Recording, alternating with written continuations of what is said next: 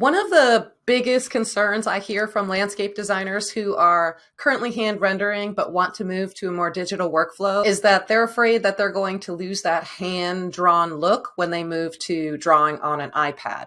So today I'm going to use Procreate and hopefully show you that you can get the same hand-drawn look on the iPad. So let's get into it. You can see here, I'm just speeding up this video. This is me hand rendering this exact same sketch, and I'm going to color it in using Prismacolor markers, and then I'm going to pull this same sketch into Procreate and redraw it using the tablet, just so you can see the differences. Is the process that I'm showing you today any faster than hand rendering? Absolutely not. I'm not really using any of the features of Procreate to speed things up, although there are ways that I could do that. I'm really just trying to get across that you can do it and it can look just like your hand renderings. There still are benefits to using the tablet versus hand rendering. First of all, the space issue. I know when I'm hand rendering, I have to spread out and have everything out on the table, and I have my markers and my pens and my circle templates, and it's just a ton of stuff. So what happens a lot of times to me is that I can't actually get to the rendering process or the drawing process because I just don't have the time to set everything up and then put everything away. So using the iPad has really changed my workflow because I can just grab it and start drawing. Another great thing is that you can undo and sort of erase mistakes, and with hand rendering, you just have to go with it and just keep going even if you make a mistake, or you have to completely start over. So in that way, it could be faster. So let's get into the actual rendering using Procreate so that you can see how I would replicate this exact hand rendering. Okay, so let's see how close to the hand drawing and hand rendering I can get using Procreate. I just have the same stencil here that I used to do the hand drawing, and I'm going to import my actual drawing. I just snapped a photo of it with my iPad, and I'm going to pull that in so I can have something to reference, and I'll just put it up here so you can see it. What I'm going to do now, I'll just make a new layer, and I'm going to use my technical pen to ink in the lines here. So I'm going to start with the thin line, just like I did in the drawing, and I'm going to zoom in a little bit. In Procreate, you can zoom, and that makes it a bit easier. And I'm just going to trace around my plant forms just like I did in my hand drawing. And the cool thing about Procreate is if you don't like a line and you messed up, you can just use a 2-finger tap to go back, which is kind of cheating, I guess, a little bit. But it is a feature that's available to you, so I'm gonna take advantage of that. Okay, so I'm just going around these guys, and where my larger plant is, I'm not going to ink in with my smaller line weight because it's going to be covered. And then I'll mark my plant centers.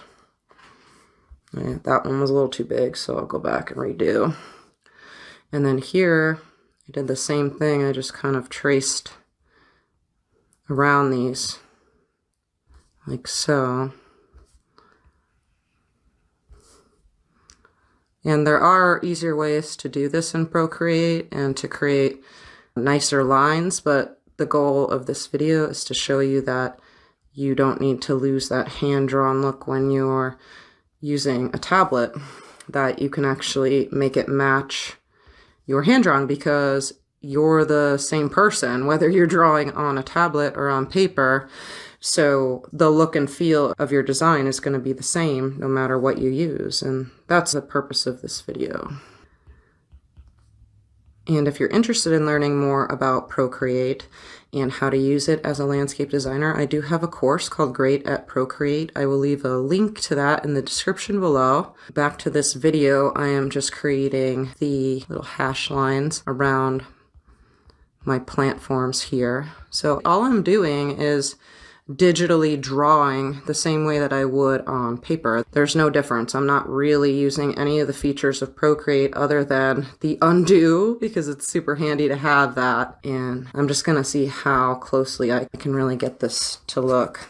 So now I'm going to do this plant over here. So I'm going to increase my line to 15% on the technical pen, just so it's a little bit thicker to indicate that this is a kind of a taller plant in the landscape. And then I'm going to go up to my 25% to do these largest ones. Let's see, I kind of had my little squigglies here. Go around squiggles. Up here, and I'll do another squiggle. Following this line, squiggle. Another one, squiggle.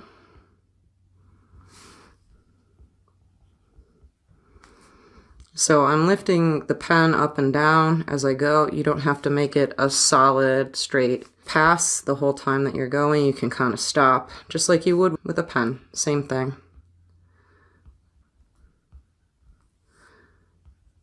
Okay. Squiggle. And so far so good. I think it is kind of mimicking the same look and feel of my hand drawing so far. So you'll have to let me know in the comments what you think, if I'm off. And I'm going to put my little plus signs in. Okay, so now to the fun part.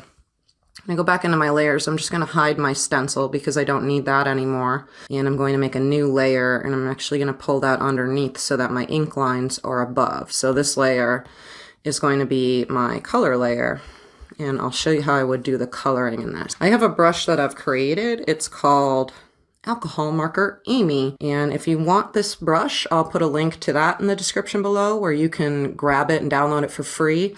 Another one that you can use if you don't want to go with that is flat brush. Flat brush works pretty well here. Is it in painting? Yeah, it's in painting, flat brush. So you're welcome to try that one too. I'm going to use my alcohol marker that I made specifically for this. And all I'm going to do is grab the colors. That's why I imported this, so I can touch and grab and just eyedrop and select the color of the green here. You can match your Procreate drawings to your hand drawings because you can do that. So if I want the look of these lines just like this alcohol marker will do this for me because it's semi-transparent here, you can see. I just have to go through and basically draw straight lines like I would if I was using my marker, the same way that I just did the hand drawing. There's easier and better ways to do this in Procreate, but it's not going to give you the exact same effect as your hand drawing if you don't draw it the same way. So this is just one of the brushes that you can use that will give you that same look. And here I'm going to grab this darker green. It's Celadon green in Prismacolor, but in Procreate world, it's just an eyedropper. And I think I did kind of fill this in like so when I was drawing. Like if my markers are good and I can fill it in so I don't get those lines, that's what I do. And another cool thing about Procreate is this little eraser. So I can grab that, I can change the size of my eraser, and I can actually get rid of any of the mistakes I made too. So that's also a nice feature. Okay, now I'm going to grab this. It's called Grey Lavender Prismacolor. One of my favorite colors I use in all of my designs. So I'm just kind of squiggling these in to fill in the Grey Lavender. And as you can see, even though the opacity is all the way up on my alcohol marker, it still has a little opacity because that's how Prismacolor markers and Copic markers work. They're alcohol markers, so it's almost like a highlighter. It's never going to give you like the 100% most intense color. So that's sort of how that brush is set up. And here I just grabbed my cream Prismacolor is what I'm trying to match here. And I'm just filling that in. So the next thing is do the shadow work. So I did outer shadows and inner shadows for the plant. So I'm going to do them on another layer. And the way that I like to do this is I change my mode from normal to multiply. And then I just grab a medium gray color. And let me just test this and see how it looks. And it's a bit dark for me here. So I'm going to kind of reduce to about half. And I'm just going to go through and I'm going to do my shadows here, my plant shadows. And I don't know, I feel like those are a little large compared to my drawing, so I am able to shift and adjust. and kind of put these plant shadows in. I think the color I used in Prismacolor, it was warm gray 30%, I think. So those are my outer shadows, and for my inner shadows I can do the same thing where I can snag the same color and draw over. What I'm going to do is go into here and I'm just going to lower the opacity so it's about equal to my drawing up here, and I think about 50% opacity works. And I'm going to make another layer, and again I'm going to put that one in multiply mode and snag these darker shadow color. So instead of drawing with the same color pen, I'm just going to grab that darker color so I can make sure it matches. And do my inner shadow. And here I'm going to grab this darker color here.